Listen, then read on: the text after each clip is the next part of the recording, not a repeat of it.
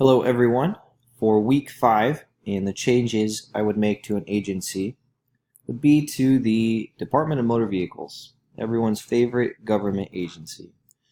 I'm sure everyone has stood in that line at one point or another and wondered how in the world could this be any worse? Well, today we're going to try and address that. Because I believe that the DMV can become more efficient and effective through strong leadership by using accountability, equity, fairness, and efficiency or effective policies. Now first, accountability. If we're looking at Gulick and his acronym of POSCORP, we're really going to look at this from a manager who's walking into the situation of the DMV right now. We've all stood in that line. We've all experienced some form of a headache, even if you schedule an appointment, and they're attempting to improve their situation, but as a manager in this situation, we want to further improve it. So if we're using that acronym, we first have to plan and organize with our staff in order to come up with a more efficient system. But I think we can go beyond Gulick's plan of just going through his steps, but because a manager does more than just what POSCORP says, and I think the most important part that a manager does, aside from all of those that acronym, is they actually communicate. Because as a leader, and we can look at Mary Parker Follett, by really leading your staff, you're empowering them. And she believes that leadership, by increasing the sense of power among those who are led, is really the most effective way to lead. So we're going to empower our staff, because when you approach your first DMV employee, that person's sole job is to check you in and maybe guide you in the right direction.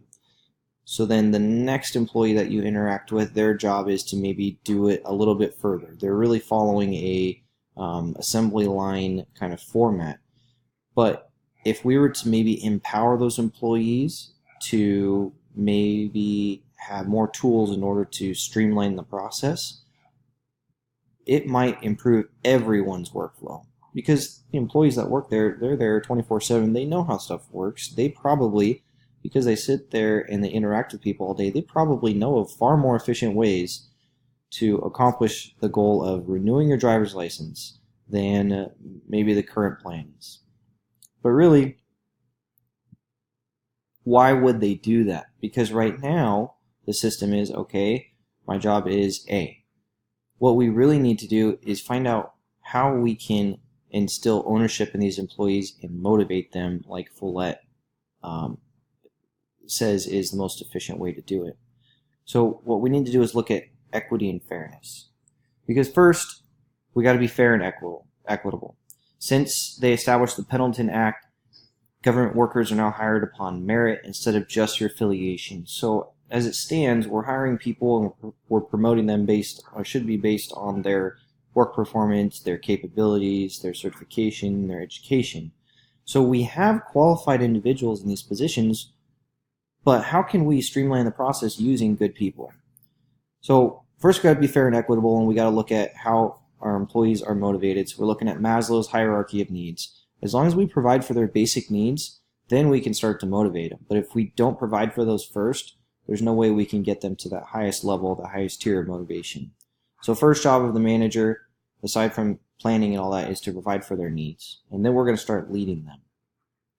And really, that leadership comes in the form of your attitude.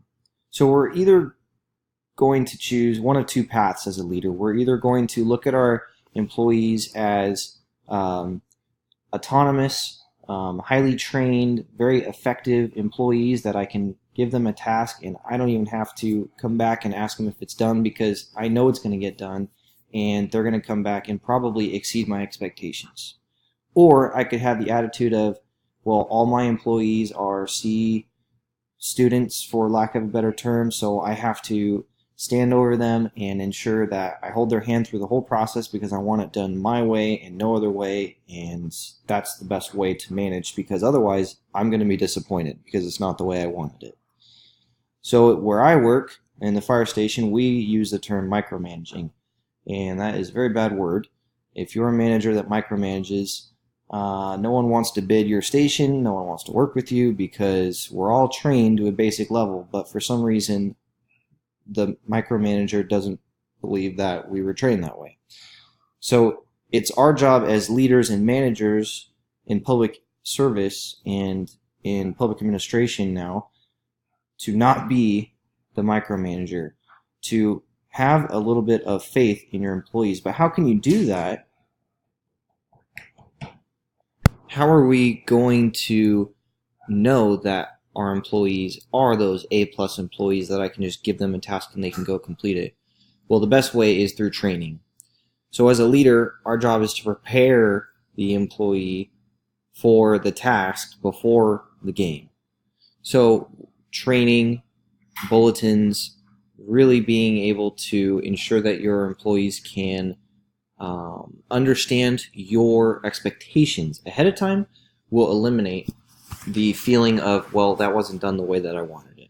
So really using that that sense of being a servant leader, as we have termed in other courses that we've taken, will take us to another level.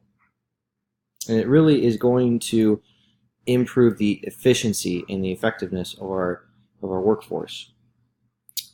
Because really, if we're looking at efficiency, we're always obviously talking about Taylor and fail with the scientific method or the 14 important steps for having an effective workforce. Obviously, we're going to have, the one best way of doing things when it comes to possibly making a device. Okay, yeah, I know I have to put primer on before I can paint it. But when it comes to a situation like at the DMV, if I walk up to the counter and say, hey, there's something wrong with my license because I have a special license as a firefighter that, maybe they don't deal with very often, I already know where I have to go and I just need a signature on this form. Rather than saying, okay, well, fill out this application like everyone else does, go sit down, we'll send you to the next person who will figure it out. Maybe that person can go, oh yeah, I know exactly where that signature needs to go. Just walk right over there to Susie on aisle 8 and she'll sign it for you. You'll be done. You can get out of here. Because not only did that improve the customer service for me as the customer walking in, but it improved the whole workflow of the whole day, because it took 5 seconds for that employee to recognize what was going on. Because of their training, they were empowered by their manager to go, okay, you just need to run over there, get a signature, go talk to that person, they'll sign it for you real fast. It doesn't take any time away from any other customers in the building, and you can be out of here. And there's one less person in line that takes up even more of everyone else's time. So things like that would be a different way of looking at it, and there might not be a one best way. However, efficiency is the goal here, because we've all seen these lines. We've all been there. We've all been frustrated. One specific example, as a firefighter, we have a special endorsement in order to drive the fire trucks, and specifically the long ladder trucks, things like that. So the law changed a few years back to where we used to require a Class B driver's license. We had to get commercial endorsements, air tanks. We had to go actually to the DMV and retest, and it was a long process, just like being a truck driver, basically.